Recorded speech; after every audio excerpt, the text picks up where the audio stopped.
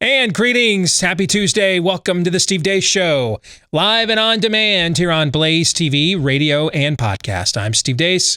Todd Erzin and Aaron McIntyre are here with me as well. If you would like to join us, we'd love to hear from you today. Let us know what you think about what we think. Steve at stevedeace.com is how you can email the program.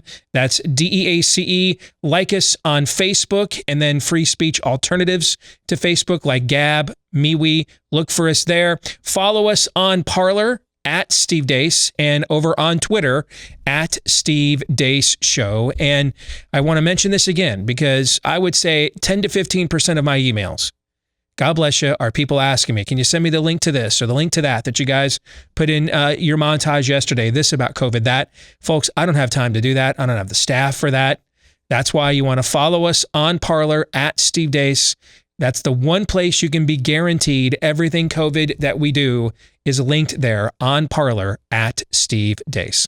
If you're looking for clips of the show that you would like to share or sample, go to youtube.com/Steve Deace and then also rumble.com/Steve Deace Show. We have a jam-packed Tuesday for you. 1 week from today, we will mark the 1-year anniversary of 15 days to flatten the curve. That began on March 16th, 2020. Jennifer Cabrera from a website all of you should know, Rational Ground, will be joining us to take a look back and a look ahead in the battle for sanity. We'll do that here at the bottom of this hour. Next hour, for fake news or not, what happened in Newsmax? Their ratings have gone down 51% in the last couple of months. Is that bad? It's not good. It's not. If you're the program director or Christopher Ruddy at Newsmax, it wouldn't be who owns it. It wouldn't be considered good. I have a theory as to what has occurred there. I'm going to run it by the two of you because I think it's also something that is a threat to really conservative media in general. And you guys are going to tell me, is my theory fake news or not? And Okay. We'll discuss that because I think it's a cautionary tale, not just for those over there, but maybe for any of us that are trying to challenge the Overton windows of big tech, big media, legacy media, etc. And then for Pop Culture Tuesday, spoiler alert, if you haven't watched it yet, you're going to want to skip this week's Pop Culture Tuesday until you do. We're going to get into the season or series finale for WandaVision and what we think it may or may not mean for the future of the MCU. One thing, I don't know if you guys picked up on this, and I'm sure we'll talk about it when the time comes. And I'm sure they will check their woke boxes in the future. But for all of the talk that came from Marvel itself, that this is absolutely where it's going to go in the future. A lot of its announcements have been along those lines. The very first thing it launches a post-Avengers universe with, its next phase, is a series about a woman's deep, deep grief that she never, ever got to marry the love of her life, who's of the opposite gender, kind of, and settle down with him in a home in the suburbs and have babies. Did you guys pick up on that? Yep. Yes. Yeah. I mean, for all the, and this show could not have been less woke. I mean, I don't even think there was anybody in there that hit anything on any form of an intersectionality scale whatsoever. Just a fascinating way for them to launch the post-Avengers universe where they've been saying, hey, this is the direction we're going to go. And the very first salvo that they come out with could not have been a more, in terms of the values at the forefront, could not have been more traditional. So we'll get into all of that and more. Also in my inbox right now are emails from several of you asking a question that other people are asking, people that have big platforms, trying to make sense of. All right, so on one hand, God bless him, Donald Trump is raising the ground, R-A-Z-I-N-G, raising the ground of the Republican National Committee. He's going scorched earth. sending him cease and desist letters, stop using my name, image, and likeness in your fundraising. The RNC is firing back, hey, you were a public official. It's the First Amendment. We can do this. Trump's response is, hey, I'm going to put out another statement telling my base not to give any money to you people ever again. Now, that's the Hulk smash. We're all here for that. I think I can speak for the three of us. We would be here for that, correct? Yeah. On some level, at least. It's justice working its way out. Yeah. But then, this is now, I mean, I guess Tim Scott's okay. Not okay for South Carolina. Y'all could do a lot better than that, but we've got worse U.S. senators than Tim Scott. Okay. He's not terrible. He's not great. He's not good enough for South Carolina. So we'll let that one slide. But this is now the second U.S. senator that Trump has endorsed that implicated him, criticized him for his alleged role in the January 6th worst insurrection ever. And a lot of you, I see it in my social media, in my inbox, you're trying to make sense of this. I have a theory, and I have a piece of information that lends me to this theory of how you reconcile these two things. And no, I think it goes beyond the randomness of Trump. And I actually do think, I don't think it's four-dimensional chess, but I do think there's a plan. I'm going to be discussing that later today in the overtime after the show. And the main reason we're putting it in the overtime is I'm confident enough in my information to posit this as a theory, but I'm not quite confident enough yet to put it out there in the general population, right? And that's what the overtime is. It's the laboratory of democracy, right?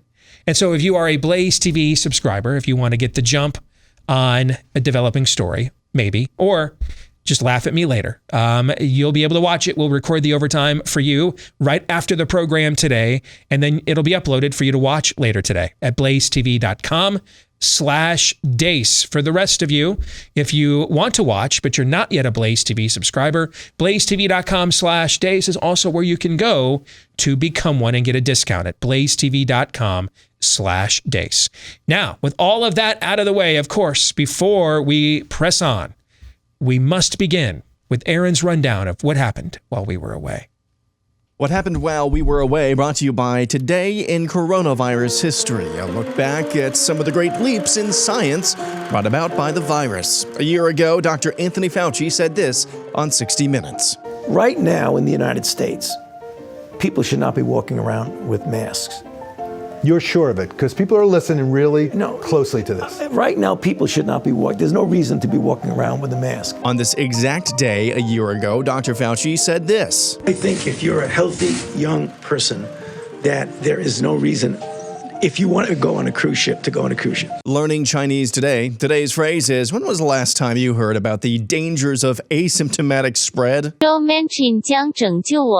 White House announced yesterday they'll be positively commemorating the beginning of one of the most depressing years in modern American history. The president will deliver his first primetime address to commemorate the one-year anniversary of the COVID-19 shutdown on Thursday. Melissa DeRosa is a top aide for New York Governor Andrew Cuomo. She was the one who first admitted to Democrat lawmakers in New York the governor's office had been hiding and obfuscating the truth about what really happened in New York nursing homes.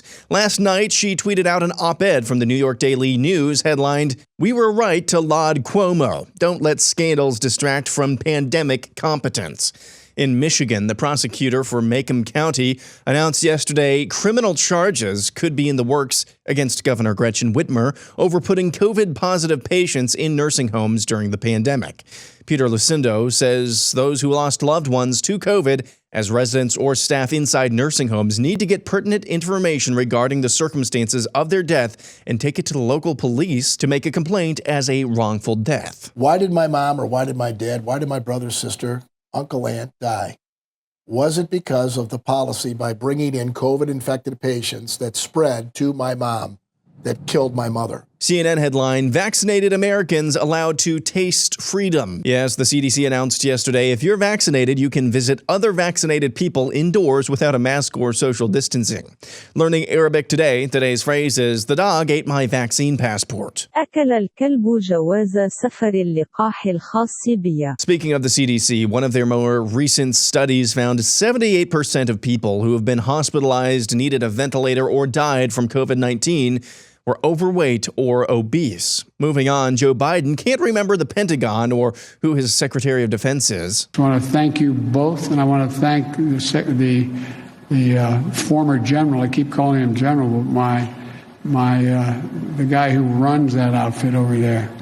I want to make sure we thank the Secretary for all he's done to try to implement what we've just talked about, and for recommending these two women for promotion. The New York Times went to the trouble of interviewing Missouri Senator Josh Hawley's high school prom date, as well as his middle school principal for a hit piece they ran on him. And finally, anti-racism training with J.P. Sears. I hate white people. And after I took Coca-Cola's anti-racism training, I became really inspired to help make the world a better place. Fact. All white people are racist. I'm not a racist. Being unwilling to see that you're racist is a sign of racism. I don't know. I love black people. Loving black people is just another sign of racism. Your white fragility keeps you from seeing it. After studying Robin DiAngelo's work, I learned only white people can solve problems for minorities. Because minorities are too weak. So they need the superiority from white people to help them rise up from the oppression caused by white people thinking they're superior to them. Be less white. Some people get confused by what that means. First, their confusion is a sign of racism. Second, being less white is all about not being as white. It's as simple as that. So like, white people should be like black people. But because that'd be cultural appropriation, they should also not be like black people at the same time. And that's what happened while we were away. Makes perfect sense. And this Joe Biden tribute to the 25th Amendment brought to you by our friends over at Built Bar. It is the best tasting protein bar you've ever had and the healthiest candy bar you will ever eat. In fact, you're not going to be able to tell the difference. That's how good it is, especially if you try the new decadent flavors they have. The chocolate chip cookie dough, the coconut brownie chunk, every one of their 20 plus flavors, all covered in real chocolate, 160 calories or less, up to 20 grams of protein in every bar, 5 grams of carbs or less in every bar. So whether it's carbs, sugar calories, overall calories that you're involved in to live healthier, you can't do any better than Built Bar. And you can right now use my name Deace to get a big discount on your first or next, if you want to come back for second or thirds, your next order as well. When you go to BuiltBar.com, BUILT for BuiltBar.com, and use my last name Deace to get 20% off at BuiltBar.com. All right, let's go to Aaron's montage. The idea of Cuomo's competency. As the New York Daily News was arguing, or one of his aides was arguing in the New York Daily News. This story broke earlier today from Fox News. New York Governor Andrew Cuomo's administration ordered homes for people with developmental disabilities to accept coronavirus patients and never rescinded the order. The April 10th directive, which mirrored the Cuomo administration's controversial order to nursing homes, also told homes for people with developmental disabilities that they could not require hospitalized residents to be tested for coronavirus prior to admission or readmission. 552 residents at homes for people with developmental disabilities ended up dying of coronavirus. More than 6,900 people out of the more than 34,552 who live in such residential homes have been infected with the virus.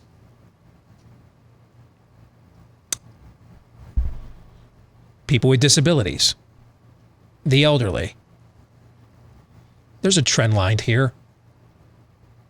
Where, can you guys think of anything in history where people with disabilities the elderly, any ideologies or anything you can think of where people, to whom, to each according to his abilities, for each according to his needs, anything at all, where there have been attempts or flat out maneuvers in order to discard such people in times of crisis because they've essentially outlived their usefulness. Because I got to tell you, nothing's kind of coming to mind for me right now, and I normally have a very prodigious memory, but this sounds like a vaguely familiar train of thought, a vaguely familiar process, but I just can't wrap my mind around it. I got nothing. You guys, nothing? No. Yeah, I got nothing either. Can I get back to you with my final solution later on? Yeah, exactly. Hey, circle back to me with that final solution for me, if you would. I mean, this is a ghoul. This is demonic.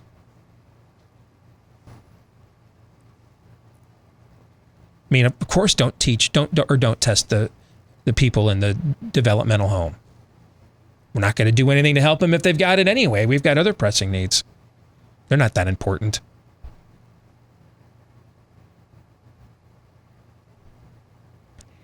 Unless this is part of a, let's call it, 5-year plan, there's nothing with any aptitude of competency about Andrew Cuomo's COVID-19 governance whatsoever. In fact, throughout the annals of Western civilization, the truth of the matter is we have executed public servants who have this kind of a record. Yes, we executed them. We treated them like the murderers that they were. We didn't write or be quoted in major metropolitan newspapers about their aptitudes of competency. Over the years, we've hung a lot of people for war crimes who also made claims of aptitude for competency. That was a lot of the claims they made too. And then we hung them from the neck until they died because there was a higher law than your aptitude for competency. Like, don't murder. There was a higher law. At this point, I hope he hangs on. I don't believe that he will. But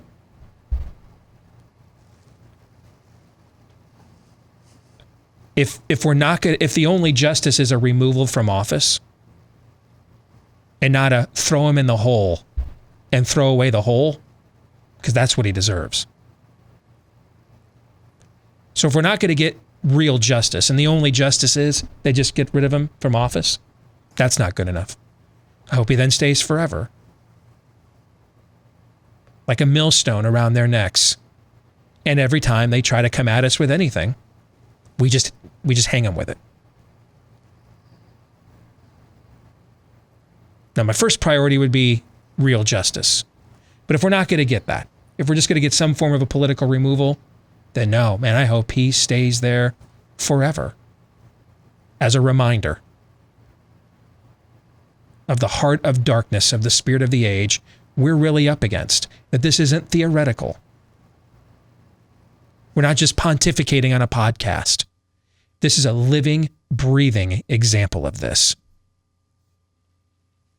This is real. And when in power, and when they don't think they have to be accountable to any form of real or substantive opposition, this is how these people behave. And this is what they will do if given that kind of power without any accountability. The word you're looking for here is evil. This is evil. You have any thoughts? Well, there really is no more important word, beyond word, concept, for people to embrace than that word because it's loss. I mean, this is in Kevin Spacey. The greatest trick the devil ever pulled is convincing people he didn't exist. That, look at what we've become without that. Now, an overabundance of worrying about devils can go in a different direction, and we've been in that place in history, but we ain't close to that right now. We are on the opposite side of that. We either have to come to terms with the fact that it is running rampant, and it's not just a figment of our imagination. It is as real as it gets. Or this game called America is just simply over. Full stop. I think in the fog of war that the last year has been, for all of us in America, all of us, at least on Team Reality, where there was a battle taking place, a war being waged in terms of information, I think you could go to the place of, you know what, it was early on in the pandemic, nobody knew what they were doing. If that's your defense for Andrew Cuomo, you know, this is bad, he shouldn't have done this, but, you know, cut him some slack. No. One, at what point is it ever a good idea to send people into an area with tons of healthy people who are infected with a disease? We didn't do that. I mean, we did our best throughout human history to quarantine the sick. Secondly, just last week, a year ago last week, or maybe it was even the week before, when I go and I look back through headlines for today in coronavirus history, we knew before even the 15 days to slow the spread. We knew really mid-February at the latest who this virus really attacks. Yes, we did. And it's the elderly. We knew that going in. We knew that before lockdowns. We knew that before the masquerade. We knew that before stay-at-home strategies. We knew that before protecting there was no protecting the elderly in New York. So amidst the fog of war, one, there's some people that I think would be willing to cut the slack because nobody knew what was going to happen. I reject that. You should too. Secondly, amidst the fog of war, people like you and me watching this, we forget what Steve just said. And based on what I just said as well, we knew who were at risk. We've never, ever in human history thought it was a good idea to send infected people into areas with uninfected people. That was done anyway. And as Steve said, that's the definition of evil. And the reason, just the icing on the cake as well, if it wasn't evil, why were they trying to cover it up? That's right. We went from shout your abortion to quick, shred the records. Why? Why? Because they know. They know. They know what this is. The look back, the historical look backs on coronavirus where Anthony Fauci is concerned are so instructive, what Aaron is doing there. I want to add further perspective to what Aaron put in that montage. So on this date last year, March 9th of last year, Anthony Fauci stood up in the White House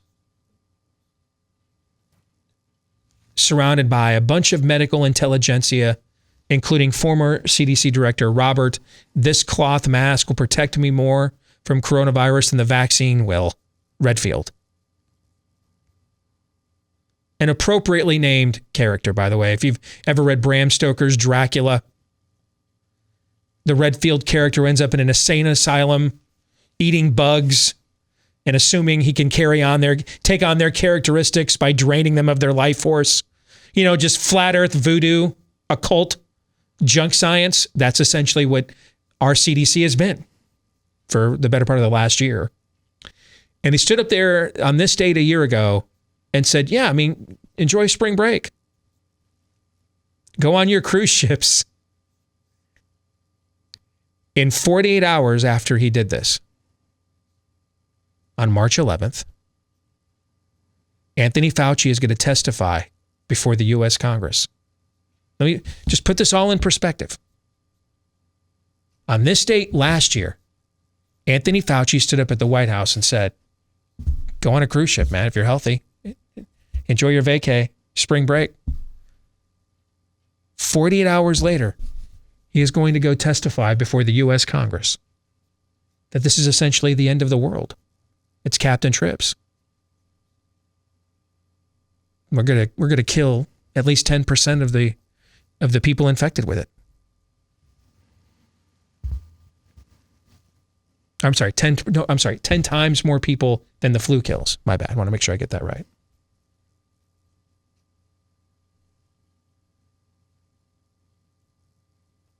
How do you reconcile that?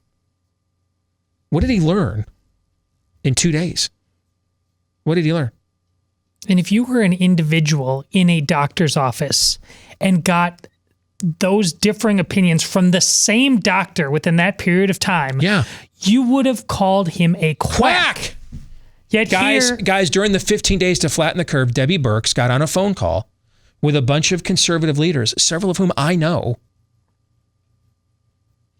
and proceeded to tell them everything we now know and acknowledge about the virus, who's vulnerable, who's not, what kind of recovery rate it would be, and then proceeded to spend the rest of the year doing tours around lock it all down, bedazzle your face shield.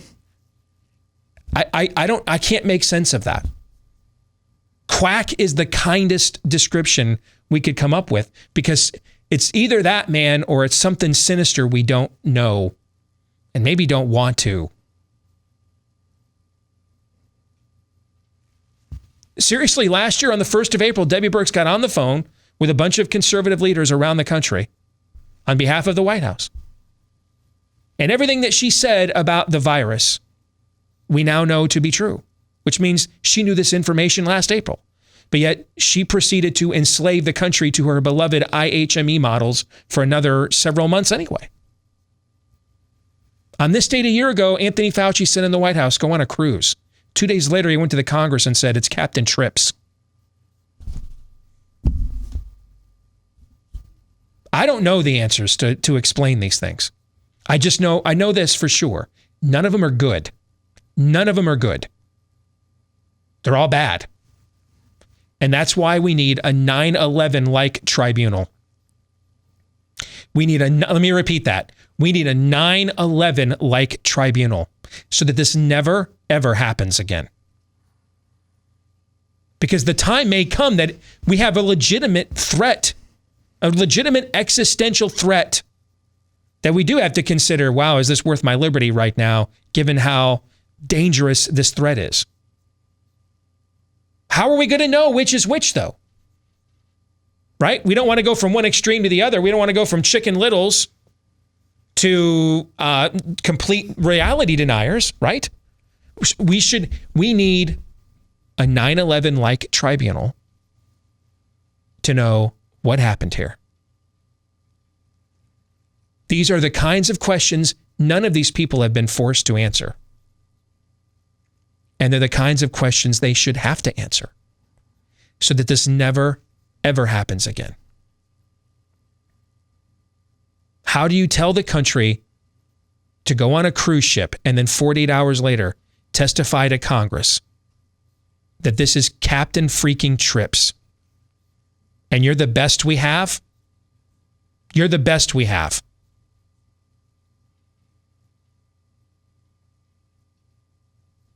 We need answers to those kinds of questions. I can't get you those answers. Subpoenas have to get you those kinds of answers. Putting people under oath for threat of perjury, contempt of court, imprisonment, get you those kinds of answers. A real discovery process gets us those kinds of answers. But we need them. We deserve them.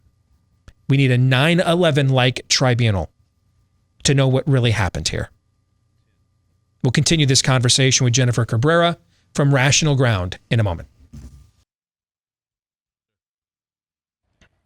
You know, trying to sell your home at any point in time is challenging, but especially so in these unprecedented times. Bing. Thank you. That's why you need to make sure you go in with a real estate agent that's going to come in take charge of the situation, yes, but also understand that they need to know their role here. They work for you, not you for them. Someone with a vetted, fully proven track record of success, someone that you could trust. Now, where would you find this kind of an agent? Well, there's not a website out there. realestateagentsYouCan'tTrust.com. That might come in handy. But what about one called realestateagentsitrust.com? That one is out there for you. And the name kind of says it all. It's a company started by Glenn Beck and some of his friends who got tired of dealing with real estate agents who talked a big game, but then didn't show up in the clutch when they were needed the most. They did not want that same fate to befall the rest of us mere mortals. So they created this referral service, agents with a fully proven, vetted track record of success. Just about anywhere you want to move in America, we think we can probably help you find an agent that you can trust at realestateagentsitrust.com. Again, that's realestateagentsitrust.com. One of the great resources that has emerged in the past year is a website called Rational Ground. Jennifer Cabrera is with Rational Ground. She joins us now here on Blaze TV, radio, and podcast. Jennifer, it's a pleasure to have you with us for the first time. How are you? I'm great. I'm very excited to be here because I listen to you guys every day. So this is really special. Oh, well, thank you very much. We appreciate that. So 1 week from today will be the 1-year anniversary of 15 Days to Flatten the Curve. In his opening montage, Aaron took us down a stroll down memory lane, where on this date 1 year ago, Anthony Fauci was telling Americans it was safe to go on spring break and cruise ships. Literally 48 hours later, he was saying this from the White House. 48 hours later, he would go before the U.S. Congress and essentially say that coronavirus was going to be capped in trips, 10 times more lethal than the flu, and that's what sent the nation into lockdowns. There are so many mysteries of how we got here, how can we possibly reconcile this level of double-mindedness or something more sinister. I think we're going to need some form of a 9/11 tribunal. Once and for all, subpoena power, everything to get to the answer for what happened here. Otherwise, I don't know why they just wouldn't, the spirit of the age, wouldn't just run this back on us 2, 3, 4 more times since it worked once. What are your thoughts, Jennifer? Well, I agree with that. Although I don't know how much trust I have in any of those entities to do such a commission. Rational Ground was basically started by Justin Hart and a couple other people. They started pulling in people on Twitter who were investigating the data, posting their own charts, looking at studies, talking about what's going on, doing the analysis that the CDC doesn't seem willing to do. And really the goal was always, let's get through this. We never thought it would last a year, and let's make sure this never happens again. And that's still one of our goals. It's just taken longer to get through it than we thought. I want us to look back at this past year, and then I want us to look ahead. All right. When you look back at this past year, there were two rationales for why we needed systemic lockdowns, why we needed for the first time in human history to quarantine healthy people. There were two rationales for this, and one of them was driven by the other. To me, the biggest lie of this entire past year has been the notion that a whole bunch of healthy people were going to asymptomatically contract coronavirus and turn this into a zombie apocalypse by unknowingly taking this home to their more vulnerable parents and grandparents and killing them, or overriding the system, the healthcare system, with patients that they infected. When even in January of last year, Anthony Fauci noted there has never, ever been an outbreak of a respiratory virus driven by asymptomatic infection. That's not how respiratory viruses behave. And lo and behold, what have we found out about this one? Every estimate is anywhere 15% the absolute highest I've seen, which of course comes from our CDC. Everywhere else around the world has the number in the single digits of asymptomatic transmissions, meaning what he said back in January of last year has proven to be true. That was the original lie. The biggest lie of this whole past year was asymptomatic spread. What are your thoughts on that, Jennifer? We could argue all day on what the biggest lie was. I mean, the biggest lie might be that everybody will die if they get this. because there's a lot of people who still believe that if I get COVID, I'm going to die. But asymptomatic spread is, of course, a big one. And of course, what we've never, ever talked about, or what the CDC has never talked about, is relative risk. And the fact that I might be asymptomatic right now. So what are the odds that if I have no symptoms, that I'm actually sick? That's actually super low. We don't know what it is, but I don't know, maybe a 1% chance that I'm sick today versus every other day. So you take the odds of that, and then the odds that I transmit it to you, and then the odds that you get sick, because we've seen way back to the cruise ships that even in symptomatic transmission, it's like 23-25% of people actually get sick.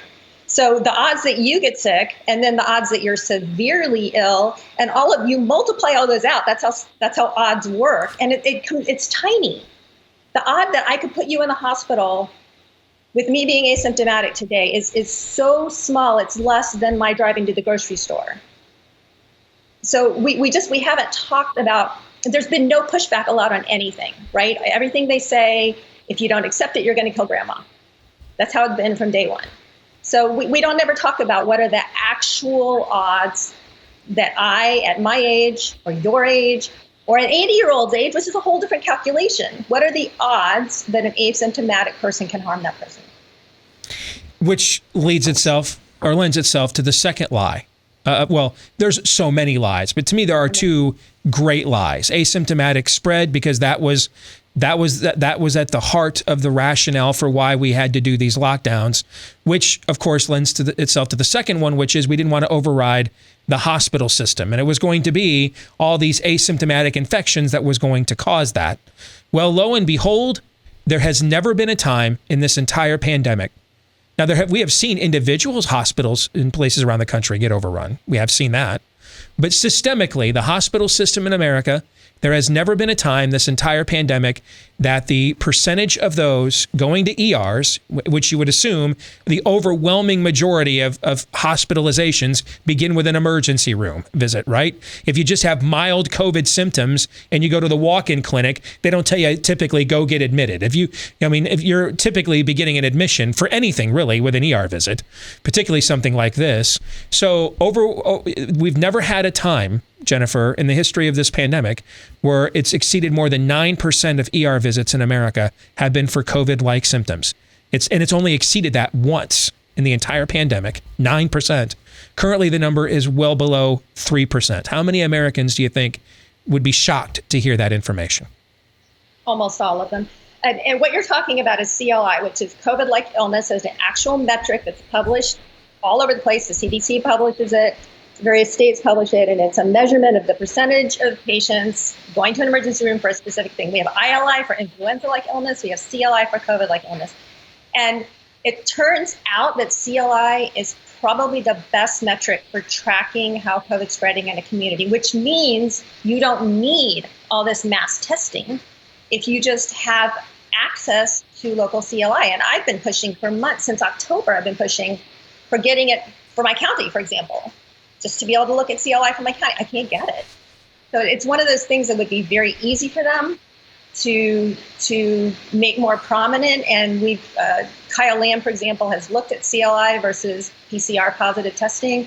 They track very closely. We don't need all the testing. Well, unless you want to continue the lie of asymptomatic spread. So test all these asymptomatic people, create a case-demic, spiraling cases. We've got to do, this thing is out of control. I mean, unless that's the narrative that you're going for, then you do. If you truly want to know from a public policy standpoint, where is the line between prudence of healthcare and then the larger societal concerns, Kyle is correct. Then you don't need all this PCR testing. You really need to look at how many people are right now symptomatic and therefore infectious, if not in need of potential hospitalization. That would be the actual metric you would look at. But that would be if we were doing prudent public policy. If we wanted to create a case-demic based on an asymptomatic lie, then yes, we would need all the PCR testing. Which brings us to the future of where this is going next. I believe the reopening, hey, is out of the barn. And I really think Connecticut's announcement last week is significant of that. And therefore, I think the real argument now is, what is the toll? For you as the average American, you want to get back on the interstate of normalcy. What's the toll you have to pay? And I think the real battle is going to be over the mask and forced vaccination. Now, I'm not as afraid of the forced vaccination argument as I was at the start of the year. They dabbled that in front of the airlines, and the airlines said not no, but no. So I think they know in a lot of places in America that politically is just an absolute non-starter. So I think the mask is going to be the steel cage match here, the battle to the death, especially because of the emotional, religious attachment to them. What do you think? Oh, I agree. Masks are going to be the battle. And in fact, we see that now in Florida because Florida is quote unquote open, right?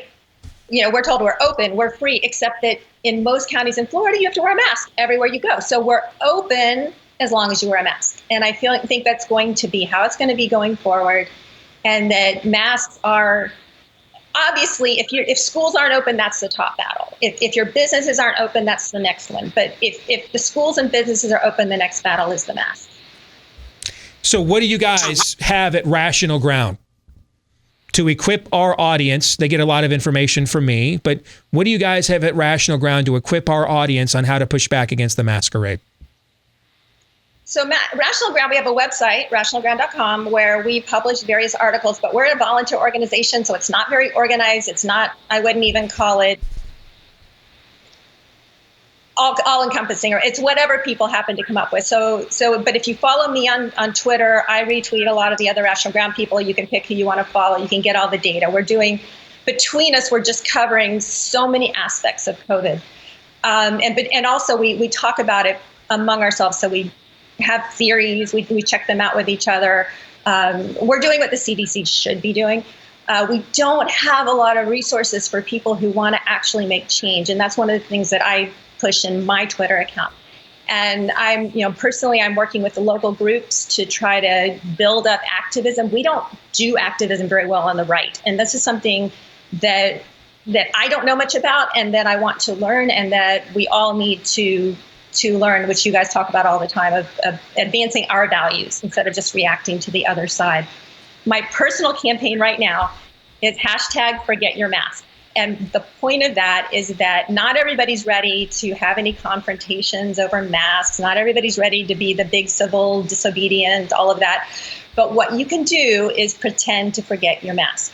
So if you're not ready to have confrontations, just walk into a store, don't wear a mask, wait to be asked. If they ask you and you're not ready to have a confrontation, say, sorry, I forgot it, put it on, go about your business, but make them ask. If they have to make 100 people, 200 people a day put on a mask, it's going to change things. In other words, you're proving the point this is unenforceable. And it's only enforceable by individual compliance, right? Totally. If people didn't voluntarily wear the mask, it would disappear overnight because stores do not want to get in confrontations with their customers. And I like that idea. Even where they're forced to by law, they still don't want to. Mm-hmm. So, what we're seeing in Florida is a lot of stores technically require them, but they won't say anything. But still, if you go in them, everybody's wearing a mask. Everybody. I mean, I'll be the only person in a store without a mask. And the other things I really want to emphasize is be polite, smile. Don't fight with people. Don't get obnoxious. Just be a nice, polite person who's not wearing a mask. And keep your distance from people, obviously. Don't be a jerk. I like it. It's perfectly passive-aggressive. We do passive-aggressive on the right. We like that, okay? We like to send emails to shows like this about how angry we are and then not actually do anything, right? So I love you're playing into the passive-aggressive nature of many people on the right. Just forget it. Don't bring it up. If they bring it up, then, hey, politely say, oh, yeah, I forgot it. But make them bring it up. It's totally passive-aggressive. It's something that everybody can do. I got a message from a follower last night. He said, I was going to go in a store with no mask, and my 13-year-old son begged me to put on a mask. And he said, nope, I'm going in without a mask. He went in without a mask, and they turned around. His 13-year-old is following him in without a mask. And he said, what happened? He says, well, I saw another guy in the store without a mask, so I decided I wouldn't wear one. This is what it takes. We have to give each other courage. Well said. Jennifer, you guys are doing great work there. Keep it up. Thanks for joining us here today on Blaze TV, radio and podcast, okay? Thanks.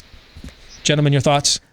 when we look back on this, one of the most stunning things about the whole COVID saga will be that people like Jennifer or named El Gato Malo or Gummy Bear, if you gave them 15 minutes alone with the president who said, I need you to give me the elevator speech on this thing, versus 15 minutes against Anthony Fauci, and you didn't know all the backdrop story, most people would take Jennifer Cabrera in a second over Fauci, because there's reality there. There's authenticity there. You can see it.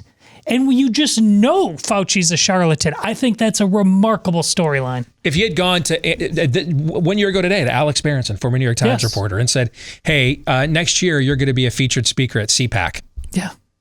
What would the look, Aaron, on his face have been if you'd have made that prediction to Alex Berenson? What's a CPAC? Yes. First of all, he's like, I don't even know what that is. Yeah. Okay. You're going to be a featured guest on Tucker Carlson frequently on Fox News. He'd be like, not in the land where I come from. That's how you get defrocked around here. But that's kind of what it's been like for the last year. Yeah, and the looking back on the lies, the obfuscation, the changing opinions following the fluid situation that I've been told science has been the last year. It's all the same people. It's all the same people who have changed their minds, to put it mildly. It's all the same people who claim when they said this then and then this other thing another time, it's a fluid situation. It's always the same people. And I feel like we're always saying this with increasing frequency. All the explanations for why those people are all the same people who want to just mislead you or follow the fluid science. All of the explanations for why that's the case are bad. Yeah. Yep. Boy, we've used that phrase a lot in the last year, haven't we? All right, fake news or not, coming your way as we lead off hour 2 here in a moment. Stay tuned.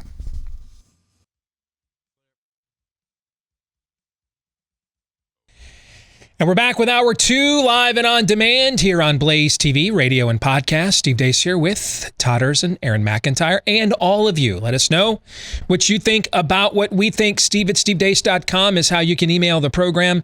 That's DEACE. Like us on Facebook. Follow us on Twitter at Steve Deace Show. Also look for Steve Deace on MeWe, Gab, and Parler as well. And if you're looking for clips of the show that you can watch for free and then hopefully share with others, go to youtube.com/Steve Deace or rumble.com/Steve Deace Show. For those of you that enjoy the podcast, thank you. Please show your appreciation for that by hitting the subscribe button, leaving us a 5-star review if you've yet to do either of those two things, because the more of those that do, the more it helps the show to grow, and it also helps to please the mucky mucks down there in Dallas who keep track of such things. Thank you to the thousands of you that have done those two things for us already. So you know how when you eat that super premium ice cream made by those two communist guys, you kind of feel afterwards you got to rinse your mouth out, like give yourself a Silkwood shower. I mean, they make great ice cream, okay? But if you had any other option, you wouldn't buy it. But it's been the best product on the market. Noticed I spoke in past tense there, because there's good news. Now you've got Brooker's Founding Flavors ice cream. I just got a new batch sent to me this morning as I was leaving, by the way. And I was going to lodge a complaint because the chocolate, which is the best chocolate ice cream I have ever had, like their version of a Death by Chocolate ice cream, was not in the stash. But I saw a shamrock flavor. So all is forgiven now. Okay. I'm anxious to try that. All right. I love the running theme in a couple of our ads where you like openly threaten them to do better. It's fun. Didn't I just say to our last guest, we are masters of the passive aggressive play on the right? Yes, indeed. Brooker's Founding Flavors ice cream delivers the ice cream you love. Super premium, chunky ice cream with an assortment of flavors, but unlike the communists, with a historical twist. And during the month of March, you can try the Guns of Boston flavor, which has chunks of Little Debbie oatmeal cream pies in it. Somebody keep this away from Nick Saban, the Alabama coach. He lives on these. Did you know that? I did not. He like literally lives on oatmeal cream pies. It's what he eats. He eats like 2 of them. That's all he eats all day until dinner time. And it's like every day he eats like 2 oatmeal cream pies. And that's his oatmeal cream pies are his life. All right. So this flavor is for the greatest college football coach of all time. Also, this flavor celebrates Evacuation Day when the Brits were forced out of Boston during the Revolutionary War. Are you kind of catching the hint there? All of these have some form of historical significance, and they're outstanding as well. Of course, the month of March, I already mentioned the Shamrock flavor. They've got a St. Patrick's Day flavor. This is a magically delicious ice cream with mint Oreo cookies and cream, chocolate chip brownies, and Andes mints. Okay, I'm going to forgive you now. You are forgiven for not including the Death by Chocolate, but sending me this instead, because this sounds freaking incredible. I can't wait to try this. All right, so you're going to find these flavors and a whole lot more on the Brooker's Founding Flavors ice cream website. Some of the best ice cream you've ever had, but with the right message and values in mind as well. Just go to Brooker's, Brookers, brookersicecream.com. Click on the Ship Nationwide tab at brookersicecream.com. Click on the Ship Nationwide tab and go from there. All right? So let's get to fake news or not. Normally we play clips or have headlines. I want to have a more meta conversation this week, if you guys don't mind. Let's go. All right. Because I saw this information yesterday and I was, we're going to be so busy this week. We need to talk about this. And then it hit me. This is the most obvious place to talk about it in fake news or not. So Newsmax had a moment right after the election. Their ratings soared. And in the interest of full disclosure, speaking only for me, I was happy to see it. In fact, let me start the conversation there just to kind of set the stage. I have a love-hate relationship with Fox News. I recognize that for daily news gathering, it is by far the platform of consequence that will even give people like us a fair hearing, let alone a platform. And I appreciate that. If there's a breaking news story, I know what you two do. My default is, and that's the only time I turn on cable news.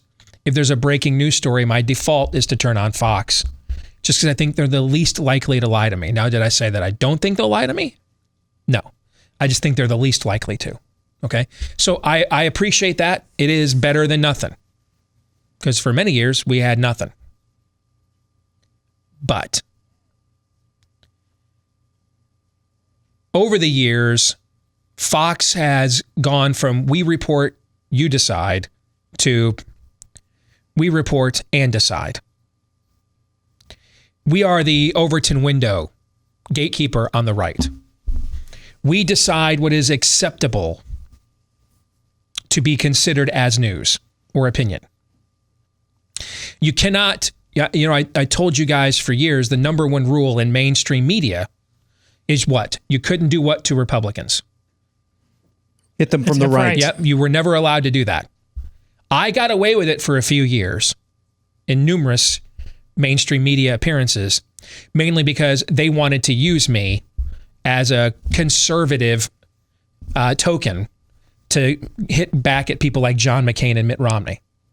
But I was happy to let them use me along those lines because I couldn't stand either one of those people, was never voting for them. And I was actually also using them. Because one thing I learned is that people like Mitch McConnell care a lot more about what you say about him in Politico than on Tucker Carlson tonight. He's not watching that crap. He hates Tucker Carlson. He's not watching that. Doesn't care. But he does care what you say about him, on Meet the Press or in Politico. So because a lot of these outlets are always looking for conservatives who will attack Republicans, and in this case, I was totally fine attacking these Republicans. I got paid to write for people like Politico and places like that and appear on a lot of these mainstream media platforms. They thought they were using me, but I was actually using them. I wanted to crush the Republican Party from the right on a platform they were more likely to pay attention to than even the one we work with now. And then when they figured out, oh wow, he's like, when they put good people up there that agree with him, he's not going to attack them. Then I was of no use to them anymore. That's why I don't get invited to do these shows any longer. Right? I think the last time I got invited, a CNN producer contacted me. It was the last meeting or call that Trump had with the fiend over in North Korea. And you guys remember how they used to just drive me nuts, the slurping of that guy, right? Yes. And a CNN producer called me trying to book me on one of their shows that very night. Of course, we declined. It was obvious they've got files. They keep track of what people like me say. You say what fits their agenda, they'll book you. If you don't, they won't. So if you were on the Cruz campaign, if you supported Ted Cruz, heck, if you supported Donald Trump, you know, throughout much of 2015, Roger Ailes tried to use Fox News to kill Donald Trump's candidacy. I think it was the first or second primary debate in that cycle they hosted with Megyn Kelly and Chris Wallace. And it was clear, man, the code red had been given on Trump. Remember that debate? Yes. They tried to destroy him. And then eventually decided, hey, if you can't beat him, join him, and became Trump TV. But it took a lot of months of Trump running against both Fox News and the mainstream media to get to that point. And it wasn't until he was clearly the front runner with Cruz in second that they finally went full on Trump. But for those of us that were on the Cruz campaign, those of you that voted for Ted in the primary, you remember what happened after we won the Iowa caucuses with the most votes in the history of Iowa. Roger Ailes gave out the order, man. We're going to celebrate the greatest third place finish of all time, Marco Rubio. That was their boy. I remember Rick Santorum in 2012 complaining about Fox News becoming Mitt TV on Brian Kilmeade's face on Fox News. I mean, this has been, they view themselves as you cannot get to their right. However far right Fox News is willing to go, which frankly outside of Tucker Carlson and Laura Ingraham about half the time ain't very far. You were not permitted to get any further right. For a lot of people in my industry, a lot of my peers, everything they do was to get noticed by Fox, to eventually land there. Like in sports media, how do I get on ESPN? That's the mothership, right? So that's where the hate relationship comes from. Because ultimately, if Fox wasn't comfortable booking it and talking about it, I mean, you know, Democrats could be dropping acid rain on your kids in schools, but if Fox didn't think it was a story that they could monetize or upset their apple cart, we couldn't get any coverage of it. Republicans didn't talk about it. When we ran Matt Bevin against Mitch McConnell, I don't believe Fox News did a single story about that primary the entire time. On purpose. So I have long been anxious for platforms to challenge the hegemony of Fox News. Platforms like what we have here at BlazeTV, we do that on the opinion side. But ultimately, a news gathering operation is a major investment. And when there's breaking news, you're not turning to me to get coverage of it. I don't know. I'm reacting to the people that have the wherewithal to cover those things. I'm going to the same sources you are. So we've got enough established opinion places now that we've broken the fourth wall of Fox News. That's why a guy like Tucker Carlson, I believe, has been permitted to go the places that he has. Right now, he is more of a challenger of the status quo than Bill O'Reilly ever was in that post. Ever was. And I think one of the reasons he gets away with it is because enough of us like BlazeTV and Daily Wire and others have built up enough of an audience now that we're moving the Overton window now. They still might be the biggest bully on the block, but they ain't the only one now. The problem is when we get to news gathering, where do we go for news? That's the missing link in all of this.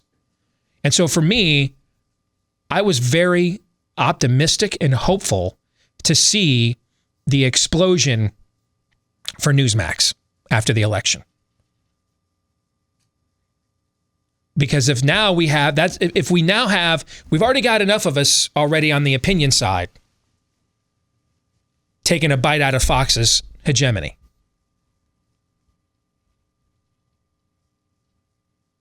If we can get one on a linear station that does news gathering to do it, or a linear platform to do it with news gathering, now you've got Fox surrounded. And that kind of competition will make Fox better. Unfortunately, since January, after its moment where its ratings exploded after the election, since January now, Newsmax ratings have declined 51%. That is a massive loss. Now, everybody's down across the board. Fox's ratings are down the least across the board. I think that number was in the teens for them, if I remember right. But 51%. Listen, 51% when you're number one is a steep drop. But when you're number 4 or 5, that is catastrophic. And I have a theory as to why I believe this has occurred. I'm going to tell you my theory. I don't watch it, but I watch it closely in social media. I watch what Newsmax does in social media closely. And I'm going to assume that unless their social team are morons or they hired away from the CDC, that they are putting in their social media channels the things they most want to promote. Would that be a safe assumption? Yes. Okay. So I have a theory as I've been watching what's happened there. And really, if I had to guess, this directly coincides with what happened with their station, Mike Lindell, Dominion, and now there's lawsuits and everything else. But when I look at their station and what they put out on social media, to be brutally honest, with the exception of Newsmax will put Marjorie Taylor Greene on there, the first-term congresswoman who is too toxic for a Fox News. With that exception, a lot of what I see them promoting in their social media channels is basically the same mainline Republicanism that I could get from Fox, but with lesser talent. And that's not to pick on anybody individual. I just mean holistically as a network. What I think has occurred here and why they've lost 51% of their viewers is Newsmax came to a fork in the road that all of us in conservative media are standing at right now. All of us are. We have a challenge on our hands. What all of you watching me and listening to me right now want to hear and see me say the most, I cannot. Now, I would argue on a lot of these platforms, this program probably pushes the boundaries of where we can and cannot go ideologically as much as probably anybody does. But there are things that I believe about the gender dysphoria, if I said them exactly and plainly to the extent I believe them, not just this show would get banned, but the entire Blaze platform would be demonetized. Everywhere. The same is also true on voter fraud. And forget Dominion. Forget that whole thing. That's a sideshow. last week the Democrats put forth a bill, H.R. 1, which is a codification of how they frankly stole the last election, I believe. Going down that road to that extent, which you all would cheer. You would all cheer this, and be right to. And for a temporary moment, my show would have a huge growth spurt in attracting that audience that right now is on the sidelines feeling like nobody's speaking to them. But then the big tech overlords would notice that we're gaining that audience, and we'd all be banned. My Facebook page is dead, probably never coming back. Last year, there were months I had the #1 Facebook page for time spent on my page on this entire channel because of the work we were doing on COVID. We were outperforming people who have dramatically more larger platforms than we do. But the word was out, hey, this is the place to go to get the 411 on COVID and on lockdowns. These guys don't pull any punches. At times, I have felt like Facebook created their science team specifically for me. My Facebook page is dead. It's never coming back, probably. That was a major monetization tool for us. If I had to guess what's occurred here, is Newsmax went there. They went where you want us to go. This is the challenge we have. Is we feel as if we cannot give you, the audience, what you really want because the cost of doing so is our ability to stay in business. Now, thankfully, we've got enough peer-to-peer, hundreds of thousands of subscribers that we could survive by ourselves just on that here at BlazeTV. But overall, the ability to grow beyond that, the ability to reach masses of audience beyond those subscribers would be tremendously hindered. I think what's occurred here is Newsmax went there. They went the place that you want us to go and blew up. Blew up. That got everybody's attention. Now they're facing lawsuits and everything else. And if I had to guess, the brass over there said, hey man, we can't do this.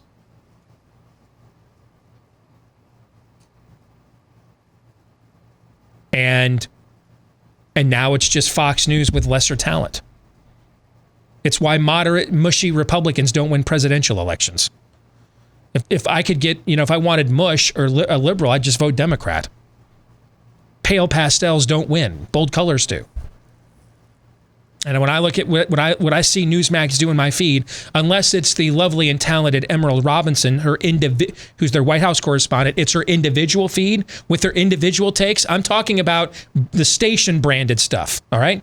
Unless it's somebody like her speaking out as an individual, the station branded stuff I see in there from social media is just weak sauce. I'm sorry, it's just weak. And I think that's why their ratings are down 51%. Is they tantalized the audience with, we're going to be the channel you wished Fox News still was. Saw the blowback and the cost of going there, shirked back, and then the audience felt like, I'm out of here. I can get this in 15 other places. I'm done. And I think that is a challenge we face systemically in our industry. Is we one of the first pieces of advice I got from my very first news talk program director who's won numerous Marconi Awards, Van Harden. He said, Steve, as believers, we are called to be martyrs when the situation comes, but we don't walk up to Caesar and say, can I fall on that sword? We don't volunteer to do it. We're all here, just about anybody I know around here. We're totally fine dying on these hills. But we also don't want to provoke the attack at the exact same time and suffer a premature death. And so we're all trying to do this calculation. No, we all know our days are numbered. We all do. We all do. We all know that any day we could log on and we're parlor. We know this. But we would prefer that it would not be something we instigated from a business model standpoint. And something that eventually they just decided, you're too good at this, you have to go. We know that's coming. And I think that's what Newsmax ran into. And now they're in a no man's land. I have no reason to tune into you because I'm just going to get the same sort of mainstream Republican Party pablum with the exception of a Marjorie Taylor Greene appearance. But I'm going to get it with lesser talent. So I'll just stick with Fox or nothing. Let me stop there. Gentlemen, your overall thoughts on what I just laid out here. I think there's a lot to it. It's as with COVID. It's been discussed that with a lot of the people that have believed the things they say they believe about COVID and the policies like lockdowns, you need to fight it, would they actually agree with them if they thought they were going to take a hit from them? Mm-hmm. And I think that expert class knew in many respects they were going to just chill in Netflix, and they were not going to reap anything from it, and they're very comfortable just being the smart set and convince themselves of it while that's the case. I think there's an analogous story here. The expert class beyond journalism, beyond medicine, there's another word for this, and this is a theme I've hit on before. It's the comfort class. They are very, very comfortable people, both in status, money, all of those things. And when that gets threatened, that's when you see whatever principles or fights they thought they were going to really fight get put aside. That's one of our great Achilles heel in this nation. Our successes, it's that are now turning into the monster that just makes us soft when it comes right down to it. At the point where the hills to die on are becoming more and more evident, it's not lives, fortunes, or sacred honor. It's nothing close to that. It's just like the look in the eye from the people when I go to the store, or I might not make quite as much money. We become really soft. So I think I think you're making an even more profound point, Steve, than maybe you even think you are. You're talking about it's not just a journalism thing. It's a very human, current 21st century American thing we're dealing with. What do you think, Aaron? So I made the comment last week or the week before, whenever it was, that Greg Abbott decided to rescind Texas's mask mandate. And I made the comment along the lines of, listen, I know people are unhappy with Greg Abbott. They couldn't have been that unhappy, though. It was July 2nd of last year when that statewide mask mandate went into effect. You mean to tell me you were hopping mad about your governor putting that into place? Exactly. You mean to tell me you were that mad? And it's only going to be tomorrow now that it's officially lifted? I think the same thing applies to this conversation as well. This is less about Newsmax and more about what Todd is talking about, which is the soul of whatever this used to be, a movement, a conglomeration, loose conglomeration of what's left of America. That as long as we allow the people who say they represent us to go on without holding the people accountable who are censoring people like you and me, and I'm talking about you in the audience watching people like us, because they're not really censoring us, they're censoring you. Mm-hmm. You watch us because you, at least on some level, assent to the message that we bring to the table, to the marketplace of ideas. You watch this and they try to censor people like us. They're really trying to censor you. Because I don't want to put an exact number on this, or at least an exact percentage. I think that there are a number of Republicans who are just fine with encroaching big tech. Because you know what that means for them? No more Tea Parties. No more Trump moments. Yep. You get to be told that I'm your hero. I'm fighting for liberty and the American way, and nobody can question me. Yep. I think a large part, now we talked about Rush Limbaugh. There's no bigger part that he played in the advent of this industry than him.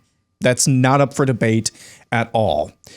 The continuing of this industry into different platforms like you're watching today on The Blaze, the advent and the proliferation of numerous, if not hundreds, of personalities who can exist, or at least have been able to exist, off of traditional terrestrial and legacy outlets, is due in large part because there's an appetite for holding their own accountable. There's an appetite for, why are these Republicans continuing to lie for me? There's an appetite for the answers to those questions.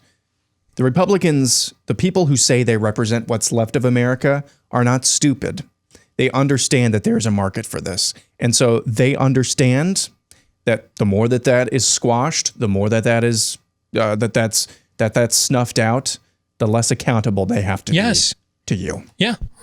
What you just defined, Aaron, the term for it is a false flag operation. Correct. And that's what the Republican Party is. And that's what with a few exceptions, that's what a lot of Fox News is a false flag operation. And Newsmax stepped on that down wire, maybe did it clumsily, went too far, but then when they saw what the price of those aftershocks were, decided to water it down. And once they did, they lost their audience. We'll come back. Pop Culture Tuesday is next. So March is National Crafting Month, and Annie's Kit Clubs is celebrating with a special 75% offer off a creative, fun, and hands-on way for both boys and girls to spend their downtime. That's what Annie's Kit Clubs does. They are the perfect subscription box for both boys and girls. They've got the Young Woodworkers Kit Club for the guys, a monthly subscription that puts real tools into your boy's hands, starting with that great kid-sized hammer. And every month, your child will receive an all-in-one woodworking kit with the materials and the tools he needs to make an awesome woodworking project with minimal supervision.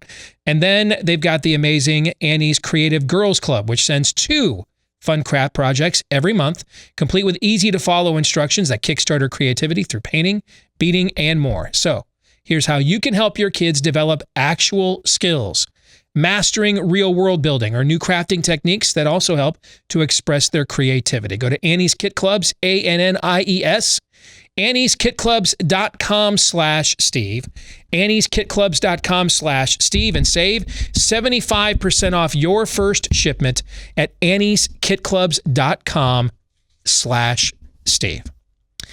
Let's get to Pop Culture Tuesday, where we take a look each week at the intersection between pop culture and conservatism. And we got to put a spoiler alert on this week's episode. If you have not watched WandaVision or its finale yet and plan to, we don't want to spoil it for you. So you may want to listen or watch the rest of this program at a later date, because that's what we'll be talking about here the rest of the time on the show. All right? So you have been warned.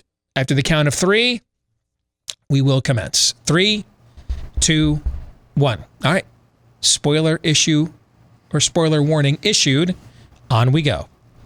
So the WandaVision season finale. Let's just start with a basic question for the two of you. Overall, your thoughts on the finale and the series in general. Todd, I'll start with you. Well, because the series in general, it was great.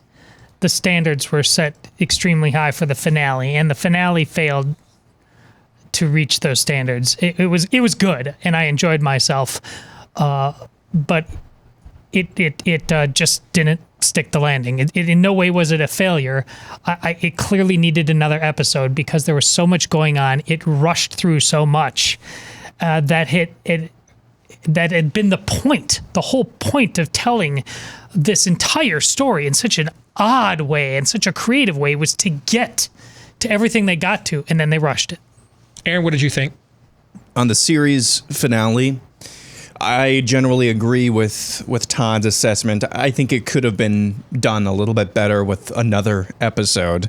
As far as the series in general, if you would have asked me at this time last week, I'd say 5 out of 5, grand slam, home run. After the finale, though, I was just a little bit disappointed that it really wasn't setting up any huge foray into the rest of the Marvel universe, which I think we all thought, at least to some degree, was going to happen. Instead, I think it's I used the term or analogy yesterday, a towering double off the wall. You know, it looks like it's going out of the park, and nope, just off the wall. I felt I got a little Iron Man 3'd by the finale. That's a good analogy. I thought I got played a little bit. You definitely did with the X-Men actor guy. Yeah. Which I predicted that he would not be Quicksilver, that they would... But you thought he'd be something. But I think it'd be something other than they just wanted to make a boner reference from Growing Pains, you know, the neighbor that came over. Remember, a lot of these episodes are direct derivatives off of Growing Pains, Family Ties, the Dick Van Dyke Show, shows that she watched. You know, Wanda watched a little girl with her parents, right? When they were watching like contraband Western sitcoms in Sokovia. The first 8 episodes of the show, the rhythm of them, the way you really got the sense, and then the penultimate episode of the show, which goes into more of Agatha Harkness's background and backstory, I thought was absolutely the best episode of the show. And then I thought the episode before that was the best episode of the show. And I thought the episode before that was the best episode of the show, meaning that it was building to a crescendo. Yeah. And hey, man, I got a modestly successful podcast, okay? You know what I'm saying? I mean, I make a good living, but I live in a upper middle class home in the suburbs. So far be it from me to tell Kevin Feige how to do his gig when he's presiding over a freaking printing press over there at the Marvel Cinematic Universe. But I'm going to anyway. When your branding is interconnectivity, there is an expectation by your audience that you will get then what? Connectivity? Yes. Interconnectivity. Yes. So we've got this massive space-time anomaly. The first one that has been spotted on the Earth since the Thanos snap was reversed. And it's in Westview, New Jersey, just over the Hudson River, from where the Sorcerer Supreme, who has been charged by the Ancient One with protecting the 9 realms from just this type of space-time anomaly, right? Okay? Yeah. So just over the river, hell, he can probably see it outside that window. Spider-Man lives there too. Yes. So just over the river is the Sorcerer Supreme as something the first metaphysical threat to humanity since the Thanos snap was reversed is occurring. And not for like an hour, weeks. This has gone on for weeks. And dude's just like, pour one out. I got nothing, man. Couldn't be less interested. They're going to have to explain that in the next movie. Yeah. There's got to be a reason. I mean, but that's the part where you're like, so the whole time you're like, wait, they even referenced him in the last episode. And you're like, waiting. Nothing? He can't be bothered. He doesn't care. This isn't like right up his alley. This is his specific threat. This isn't why you have a Sorcerer Supreme for situations just like this. I was really blown away at that, actually. I thought it was, they clearly teased you that they were touching on some serious themes. If you look at the symbolism inside the runes that Agatha Harkness has built herself in that basement, there are lots of very specific occultic, satanic symbols in there. Things that you could like Google those things and find out what they really mean. They're just like random designs to make it look spooky. There was a scene cut out of the show where they were going to reveal to you who Senor Scratchy was. And it was going to essentially be Agatha Harkness's demonic familiar. It was going to be whatever the source of her power is, whatever it was that protected her when her mother's coven tried to kill her off, right?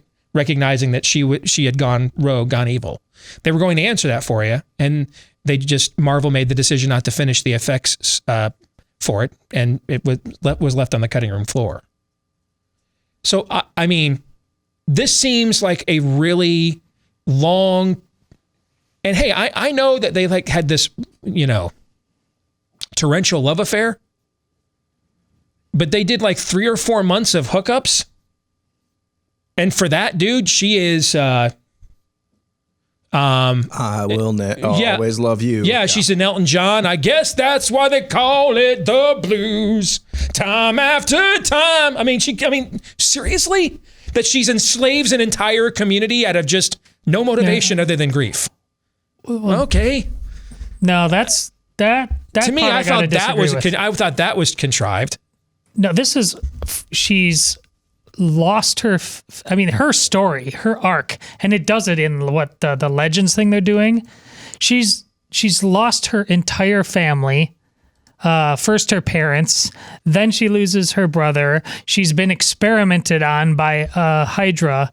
She's had to watch. So this is the proverbial straw that broke the back. She's had to watch Vision die multiple times. She's got these powers she doesn't fully understand.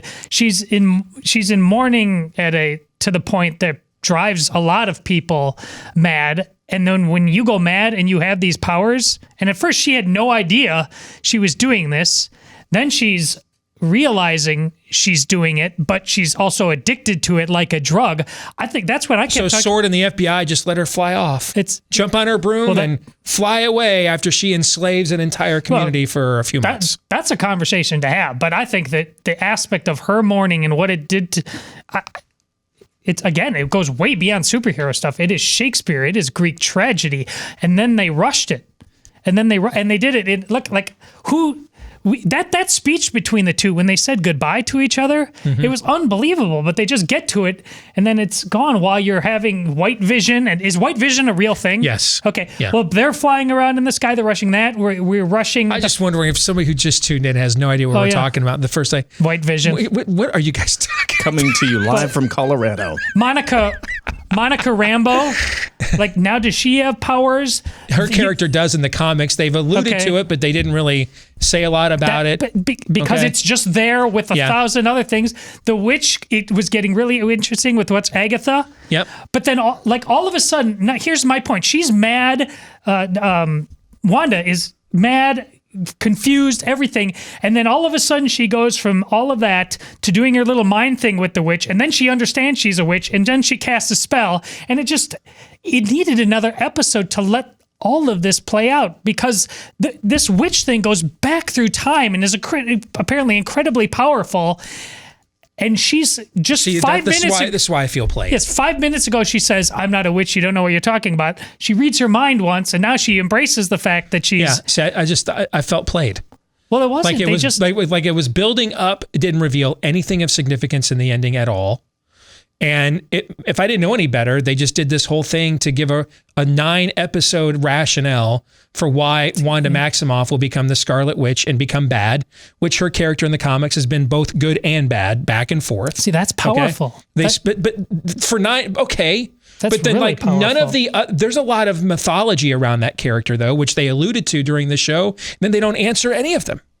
They don't answer anything. And I still am blown away that Doctor Strange is sitting over there and he's just like, dude, when Doctor Strange thought Loki got away, dude lost his mind. See, that better be answered in a subsequent movie or TV series as well.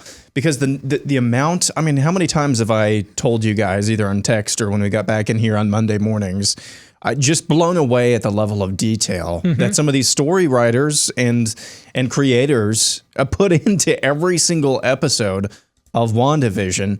You have to think that they would have thought of that detail as well. I mean, maybe once she opened up the anomaly, it ripped a hole in space time. You would have thought though that that maybe they would have showed that in a mid credits or end credits scene as well. Maybe he's tied up in a different dimension. And so that's the other thing. So again, the final end credit scene is just she has what in the Marvel Cinematic Universe. This is their version of a Necronomicon or a Satanic Bible. It's called the Darkhold.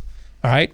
All the black magic and all the demonic activity in the Marvel universe this is its origin. It's like the Satanic Bible. So at the end of the show, in the second after credit scene, she is doing that thing Doctor Strange did, where he separated himself in the astral plane so he could study the sorcery books while he was asleep at night. She's doing the exact same thing while she's awake during the day, but she's doing it with the freaking Darkhold, mastering it. And again, like Doctor Strange is like, hey man, she's on vacation, she's chilling out. Give her some time. She'll come around. Again, I just thought I got played at the end. I thought they did a great job this entire series, and I just felt at the end, I got Iron Man 3. I was looking for Trevor Flattery. I feel like I got Iron Man 3 at the end. They did something that they've not usually done, and that's why people love this universe. They didn't quite take all of their source material seriously enough. At the end of Endgame, when Iron Man says, we got to fight Thanos again, because when you mess with time messes back. And this whole thing, how do you move on, is to say that although we got this great victory, the cost of this thing, in Wanda individually, she's a microcosm of what this whole universe, we're going to have, because of her mourning, we're going to have the whole multiverse, and that's an amazing story. They didn't go there. Yeah. And they should have. They gave no hint of it at all. All right. So we're assuming that's where it's going to go. But at the end of the show, they could have hinted at any of this. Instead, yes. At the end, hey, this was just all a 9-week grief convalescence. Okay. It felt like at the end, like of Iron Man 3, when Tony's on the couch telling, and you find out he's actually telling the story it's so much deeper than that. to the Hulk. Because the woman that they used in like the second episode, and you thought she was evil, yeah, but she's not, and then she's just like begging there at the end, hey, visit her. That was so powerful. Yep. But then they moved on really quick. Yeah. Hey, I've been talking about Rough Greens for quite a while now. It's a powder that you sprinkle over your dog's food. It's so simple, but with that simple act, you're providing your pet with essential vitamins and minerals, probiotics, omega oils, all the good stuff. Basically, all the things he or she needs to be healthier and happier and to have a more active lifestyle. Now, most dogs love this stuff right out of the gate. That was the case with our dog, Cap. Sometimes, though, with picky dogs, it can be an acquired taste. That's why we want to help you acquire it even easier. Because that dry kibble food your dog eats has all the nutrients cooked out of it, totally sterile. We want to help you put them back in. And sometimes it just takes a dog a little bit longer to get used to Rough Greens. So the first thing we want to see is if your dog will eat it. That's why we're going to offer you a free bag of it right now. All you got to do is pay the shipping. Free bag of Rough Greens right now. Orders yours today.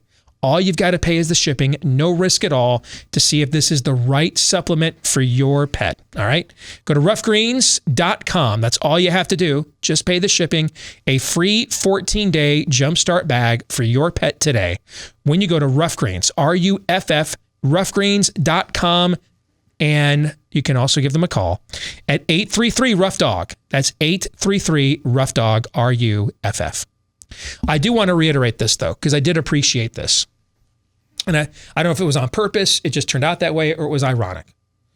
After all of the talk, after they finished the culmination of the Thanos storyline, that they were now going to focus on inclusion and representation, and they were going to go full woke. The first thing they come out of the gate with here is a story about a woman longing for the husband and the children she never had. It's powerful. Okay? I thought that was a fascinating first foray into a post-Avengers universe. We'll be back at it again tomorrow. Until then, John 3:17.